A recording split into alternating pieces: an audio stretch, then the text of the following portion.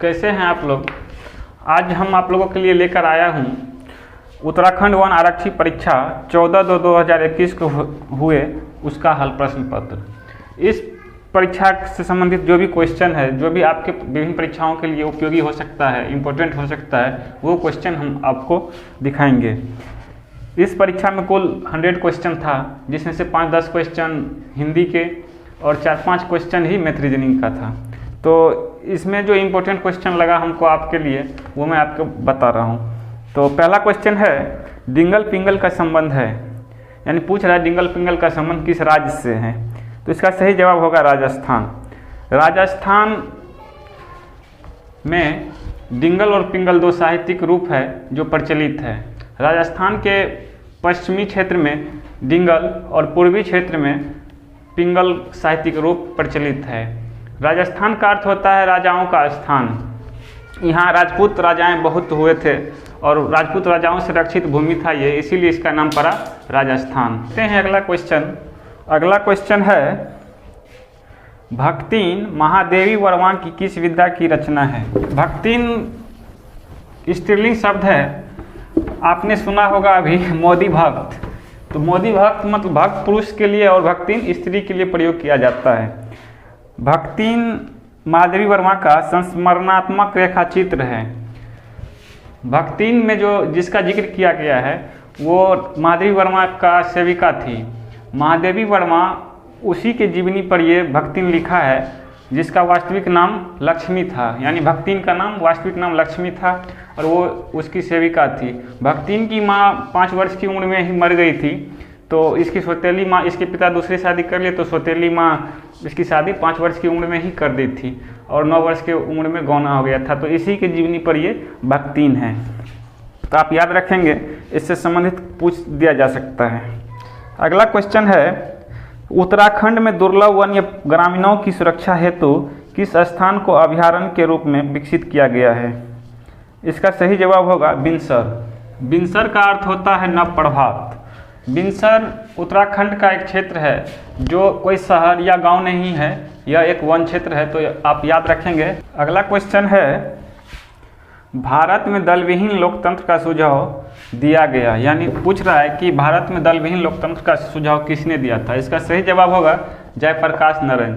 जयप्रकाश नारायण जी का जन्म 11 अक्टूबर 1902 को बिहार के सारण जिला में हुआ था, आप याद रखेंगे। और जयप्रकाश नारायण जी संपूर्ण क्रांति आंदोलन से संबंधित है। ये क्वेश्चन बिहार से संबंधित परीक्षाओं में बार बार पूछा जाता है। तो जयप्रकाश नारायण जी संपूर्ण क्रांति से संबंधित इंदिरा गांधी के टाइम में संपूर्ण क्रांति हुआ था और ये संपूर्ण क्रांति आंदोलन इतना प्रचलित हुआ कि अगले चुनाव में इंदिरा गांधी को हार का सामना करना पड़ा। संपूर्ण क्रांति से संबंधित कुछ नेताओं का नाम जो बार बार परीक्षाओं में पूछा जाता है वो आप याद रखेंगे। संपूर्ण क्रांति लालू प्रसाद यादव, सुशील कुमार मोदी, नीतीश कुमार, जयप्रकाश नारायण, ये सब इस क्रांति के प्रमुख सूत्रधारक थे। जयप्रकाश नारायण को और अन्य उपनाम से जाना जाता है, जैसे लोकनायक, जेपी, तो ये भी आप याद रखेंगे। अगला क्वेश्चन है, किस शासक ने सोमपुर महाविहार का निर्माण कराया था। सोमपुर महाविहार का निर्माण, इसका सही जवाब होगा धर्मपाल। सोमपुर महाविहार या इसको अन्य नाम से जाना जाता है पहाड़पुर बौद्ध विहार या सोमपुर विहार। सोमपुर विहार ये अभी वर्तमान में विध्वंस अवस्था में है, जिसको 9वीं शताब्दी में पाल वंश के द्वितीय राजा धर्मपाल देव ने बनवाया था। विहार का अर्थ होता है आवास। अगला क्वेश्चन है, निम्नलिखित में से किस क्षेत्र में मैंग्रोव वन नहीं पाए जाते हैं। तो मैंग्रोव वन कावेरी डेल्टा क्षेत्र में नहीं पाए जाते हैं, क्योंकि कावेरी डेल्टा क्षेत्र में उपजाऊ भूमि होने के कारण यहाँ अनाज का उत्पादन होता है। तो जानते हैं मैंग्रोव वन होता क्या। मैंग्रोव वन ऐसे जगह पे पनपता है जहाँ पे अर्ध खारा पानी हो, या अर्थात जहाँ समुद्र से नदी का मीठा पानी और समुद्र का खारा पानी मिलता हो, वहाँ उस क्षेत्र में मैंग्रोव वन पनपता है। तो मैंग्रोव वन का सबसे बड़ा उदाहरण है सुंदरवन। विश्व का सबसे बड़ा मैंग्रोव वन क्षेत्र है सुंदरवन, इसको आप याद रखेंगे। अगला क्वेश्चन है, उत्तराखंड की राज्य तितली क्या है। पूछ रहा कि उत्तराखंड की राज्य तितली कौन सी है, तो इसका सही जवाब होगा कॉमन पीकॉक। कॉमन पीकॉक को 7 नवंबर 2016 को उत्तराखंड की राज्य तितली के रूप में मान्यता दिया गया। अब बात आती है तितली की, तो आप 2-4 क्वेश्चन याद रखेंगे तितली से संबंधित। जैसे तितली परिवार का वैज्ञानिक नाम लेपिडोप्टेरा होता है। तितली का कई प्रजाति होता है, इसलिए सभी प्रजाति का वैज्ञानिक नाम अलग अलग होता है, इसीलिए तितली परिवार का वैज्ञानिक नाम ये है, ना कि किसी पर्सनल तितली का। आप याद रखेंगे, ऐसा नहीं कोई तितली का नाम दे दिया जाए और उससे वैज्ञानिक नाम पूछा जाए तो आप ये मार देंगे। याद रखेंगे तितली परिवार का वैज्ञानिक नाम है। भारत की सबसे बड़ी तितली गोल्डन बर्ड विंग है। भारत की सबसे बड़ी तितली क्या है? Golden bird wing. तितली कीट समूह के अंतर्गत जो आती है, उस कीट समूह को क्या कहा जाता है? रोपालोसेरा। याद रखेंगे, रोपालोसेरा कीट समूह के अंतर्गत तितली आती है। तो देखते हैं अगला क्वेश्चन। अगला क्वेश्चन है मौद्रिक नीति का उद्देश्य है। मौद्रिक नीति का उद्देश्य है, इसका सही जवाब होगा आंतरिक मूल्य स्तर का स्थिरीकरण, मुद्रा की तटस्थता, अधिक आर्थिक विकास, उपर्युक्त सभी। तो इसका सही जवाब होगा उपर्युक्त सभी। मोलाराम की चित्रकला प्रसिद्ध है। मोलाराम की चित्रकला गढ़वाल शैली के लिए प्रसिद्ध है। मोलाराम गढ़वाली चित्रकला शैली का जन्मदाता और प्रख्यात कवि थे। अब एक क्वेश्चन जो बार बार परीक्षा में पूछा जाता है वह मधुबनी पेंटिंग। मधुबनी पेंटिंग यानी मधुबनी चित्रकला शैली ये बिहार से संबंधित है। बिहार का एक जिला है मधुबनी, उसी से संबंधित ये पेंटिंग है। आप याद रखेंगे, जब भी आपसे पूछे मधुबनी पेंटिंग का संबंध किस राज्य से है तो बिहार से, या बिहार से किस पेंटिंग का संबंध है ऐसा भी पूछ सकता है। तो आप याद रखेंगे मधुबनी पेंटिंग बिहार से संबंधित है। देखते हैं अगला क्वेश्चन। अगला क्वेश्चन है लीसा निम्नलिखित में से किस पेड़ का जैव उत्पाद है? तो लीसा जिसका अंग्रेजी नाम रेजिन होता है, चीड़ नामक पेड़ का उत्पाद है। आप याद रखेंगे, चीड़ के पेड़ से लीसा प्राप्त किया जाता है। अगला क्वेश्चन है निम्नलिखित में से प्रश्नवाचक चिन्ह के स्थान पर उचित अक्षर तथा अंक होगा। तो आप क्वेश्चन देख रहे हैं स्क्रीन पर, तो सीरीज दिया है, ऊपर में है A26, E22 प्रश्नवाचक चिन्ह और 18, नीचे में है 28, C24, G प्रश्नवाचक चिन्ह और K। तो कह रहा है प्रश्नवाचक चिन्ह पर क्या होगा। सबसे पहले आप सीरीज देखिए किया क्या है। ए का होता है 1, 26, E5, फिर 22 प्रश्नवाचक चिन्ह और 18। आप गौर कीजिए ये किया क्या है, इसमें से 4 घटाया है -4, फिर इसमें से 4 घटाया है -4, और इस सीरीज में क्या किया है ना, 4 जोड़ दिया है, +4 5, यहाँ भी +4 हो जाएगा। यहाँ 5 4 9 किसका वैल्यू होता है? आई का।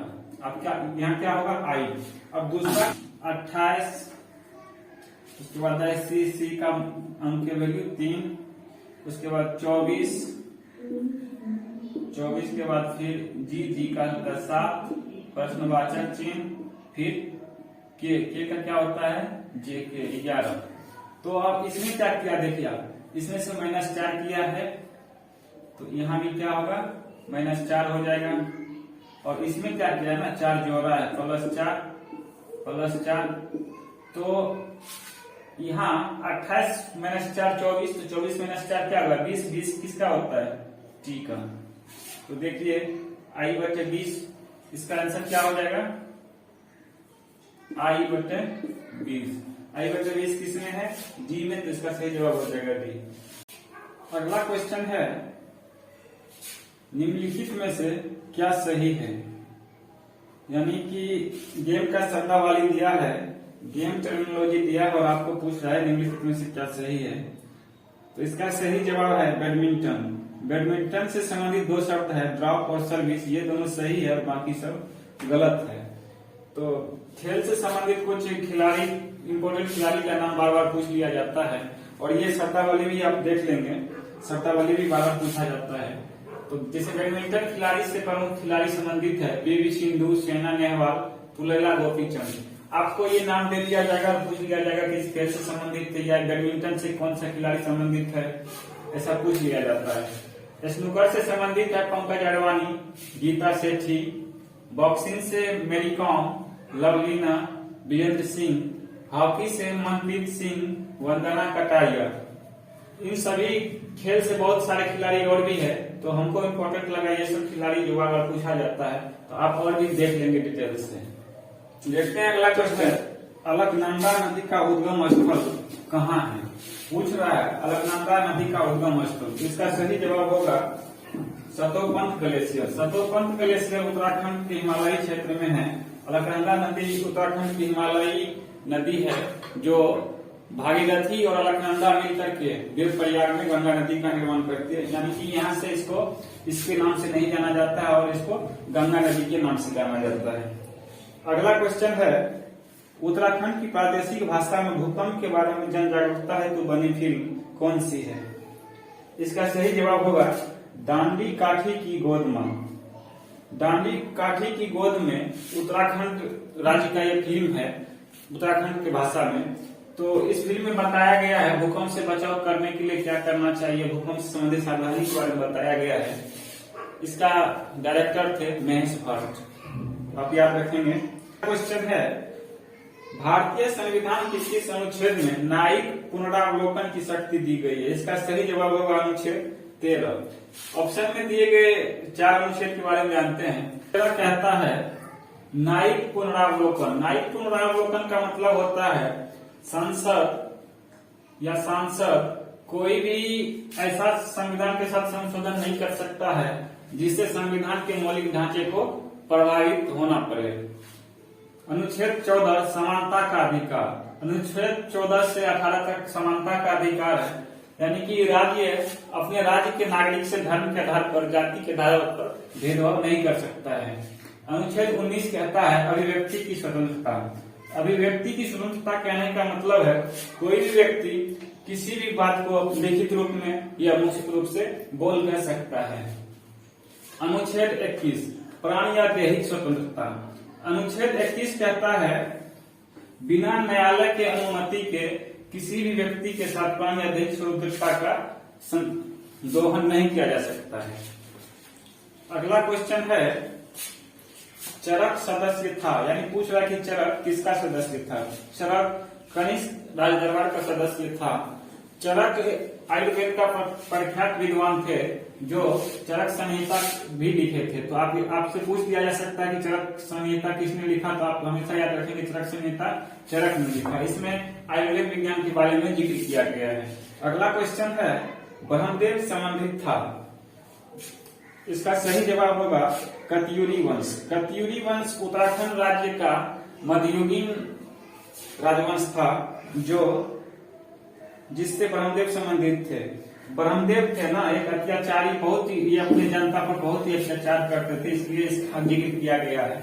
2 ही लोगों का तो जिक्र होता है, अच्छे का और बुरे का। तो ब्रह्मदेव किससे संबंधित है? कत्यूरी वंश से। अगला क्वेश्चन है, बिंबिसार का संबंध था। पूछ रहा है बिंबिसार का संबंध किस वंश से था?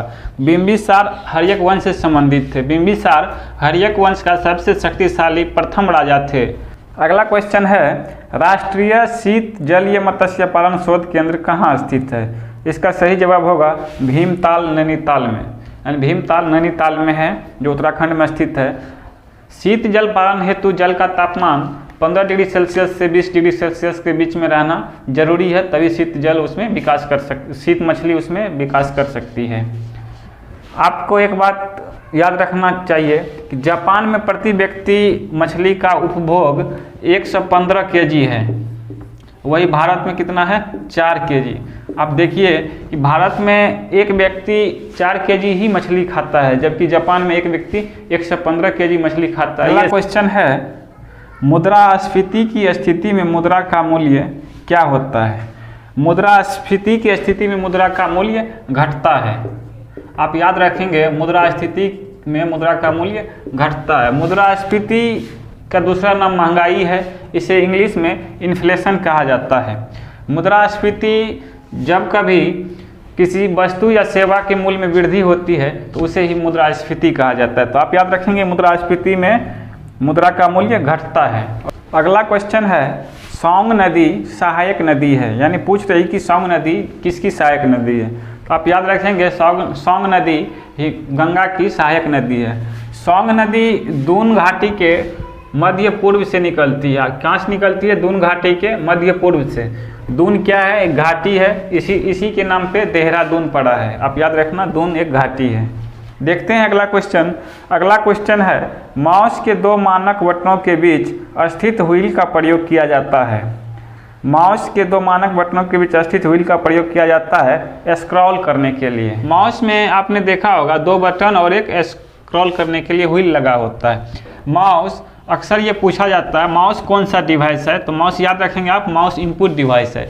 माउस का फुल फॉर्म होता है manually operated utility for selecting equipment. याद रखेंगे आप माउस का फुल फॉर्म होता है manually operated utility for selecting equipment. देखते हैं अगला क्वेश्चन। अगला क्वेश्चन है राकेश की 3 पुत्रियां हैं और प्रत्येक पुत्री का एक भाई है। परिवार में कुल कितने पुरुष हैं? तो आप इसका जवाब कमेंट बॉक्स में जरूर लिखना। प्रश्न एक बार फिर से सुन लो आप। राकेश की 3 पुत्रियां हैं, यानी राकेश की 3 बेटी है और प्रत्येक पुत्री का एक भाई है। परिवार में कुल कितने पुरुष हैं? तो आप एक बात गौर करो, मान चलो कि आप एक भाई हो और आपकी 2 बहन हैं। अगर बड़ी वाली बहन से पूछा जाए कितने भाई है तो वो भी कहेगी एक, और छोटी वाली भाई से भी बहन से भी पूछा जाए कितने भाई है तो वो भी कहेगी एक। तो इसका मतलब आप एक ही है, लेकिन बहन के लिए एक एक अलग अलग भाई है। तो वैसे ही ये सवाल है। राकेश की 3 पुत्रियां और प्रत्येक का एक भाई है, तो यानी एक ही भाई है, तो कुल पुरुष कितना हो गया? 2। तो इसका सही जवाब होगा 2। आप याद रखेंगे, इस टाइप का सवाल आपसे अक्सर पूछा जा सकता है। अगला क्वेश्चन है उत्तराखंड में स्पर्श गंगा अभियान प्रारंभ किया गया। पूछ रहा है उत्तराखंड में स्पर्श गंगा अभियान कब प्रारंभ किया गया? इसका सही जवाब होगा 2009 में। अगला क्वेश्चन है मुद्रा का कार्य है। ऑप्शन है विनिमय का माध्यम, मूल्य की माप, मूल्य का संचय, उपर्युक्त सभी। इसका सही जवाब होगा उपर्युक्त सभी। मुद्रा का कार्य है विनिमय का माध्यम, मूल्य की माप, मूल्य का संचय। अगला क्वेश्चन देखते हैं। अगला क्वेश्चन है निम्नलिखित में से कौन सा सेकेंडरी स्टोरेज युक्ति का उदाहरण नहीं है? ऑप्शन है RAM, hard disk, magnetic tape, CD. तो इसका सही जवाब होगा रैम। रैम का फुल फॉर्म होता है रैंडम एक्सेस मेमोरी। आप याद रखेंगे ये सी है। रैम का फुल फॉर्म होता है रैंडम एक्सेस मेमोरी, जो कि सेकेंडरी स्टोरेज नहीं है। अगला क्वेश्चन है दिए गए विकल्पों में से कौन सा असंगत है? संख्या युग्म चुनिए। दिए गए विकल्पों में से कौन सा असंगत संख्या युग्म है? तो इसका सही जवाब देखते हैं 7, 6, 8, 9। सबका क्यू किया है, आप गौर कीजिए। 7 का क्यू 343, 6 का क्यू 216, 8 का क्यू ये गलत है बी। 8 का क्यू क्या होता है? 512 और ये लिखा है 516। तो सही जवाब क्या हो जाएगा इसका? बी। अगला क्वेश्चन है भारत का प्रथम पर्यावरणीय अनुकूल जैव ईंधन का प्रयोग करते हुए विमान किन 2 शहरों के बीच उड़ा? तो इसका सही जवाब हो जाएगा देहरादून और दिल्ली के बीच। देखते हैं अगला क्वेश्चन। अगला क्वेश्चन कह रहा है निम्नलिखित में से झंगोरा फसल है। झंगोरा एक फसल है जो उत्तराखंड में उपजाया जाता है, जिसको इंग्लिश में कहते हैं $1 बिलियन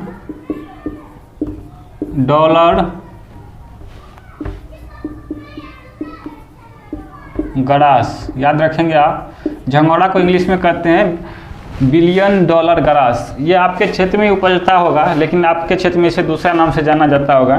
तो झंगोरा एक खरीफ फसल है जो उत्तराखंड में उपजाया जाता है। इस बहुत पौष्टिक होता है। ये राष्ट्रपति सब जाते हैं तो उसके लिए इसका खीर बनाया जाता है।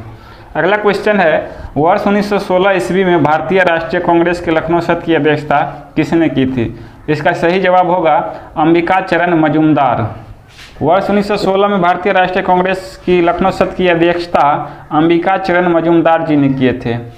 अगला क्वेश्चन देखते हैं। अगला क्वेश्चन है हिमालय पर्वतमाला उदाहरण है। इसका सही जवाब हो जाएगा हिमालय वलित पर्वतमाला का उदाहरण है। हिमालय वलित पर्वतमाला या मोरदार पर्वतमाला, जिसे इंग्लिश में फॉल माउंटेन्स कहते हैं, का उदाहरण है।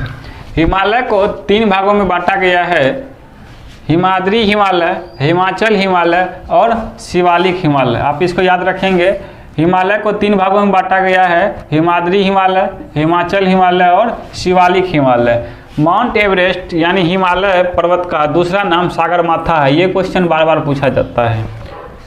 माउंट एवरेस्ट की कुल ऊंचाई कितनी है? 8848.86 मीटर। ये भी याद रखेंगे आप।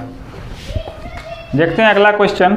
अगला क्वेश्चन है अंग्रेजों द्वारा उत्तराखंड में चाय का बीज मंगवाया गया था। यानी पूछ रहा है चाय का बीज कहाँ से मंगवाया गया था। तो अंग्रेज जब उत्तराखंड में चाय की खेती देखा था तो उस समय वो चाय की खेती को और अधिक डेवलप करने के लिए चीन से बीज मंगाया था। क्वेश्चन है संसद के दोनों सदनों की संयुक्त बैठक की अध्यक्षता कौन करता है? इसका सही जवाब होगा लोकसभा अध्यक्ष।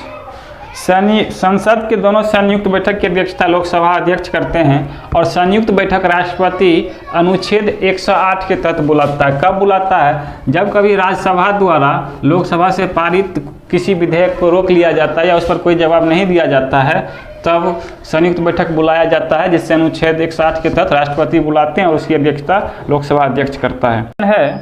भारत में जीएसटी परिषद के अध्यक्ष होते हैं। भारत में जीएसटी परिषद के अध्यक्ष वित्त मंत्री होते हैं। अभी का वित्त मंत्री कौन है? निर्मला सीतारमण। तो अभी जीएसटी परिषद का अध्यक्ष कौन है? निर्मला सीतारमण। जीएसटी का फुल फॉर्म होता है good and service tax. GST सबसे पहले 1 जुलाई 2017 को लागू हुआ था भारत में। जीएसटी लागू करने वाला प्रथम राज्य कौन था? असम था। असम की राजधानी कहाँ है? दिसपुर। आप याद रखेंगे जीएसटी लागू करने वाला प्रथम राज्य असम था और जीएसटी 1 जुलाई 2017 से लागू हुआ था। जीएसटी का full form goods and service tax होता है। देखते हैं अगला क्वेश्चन। अगला क्वेश्चन है आईएसपी का पूर्ण नाम है। यानी पूछ रहा है आईएसपी का फुल फॉर्म क्या होता है? तो आईएसपी का फुल फॉर्म होता है internet service provider. Internet service provider जैसे एयरटेल कंपनी है, ये सब इंटरनेट सर्विस प्रोवाइड करता है। अगला क्वेश्चन है अंतर्राष्ट्रीय जैव विविधता दिवस मनाया जाता है।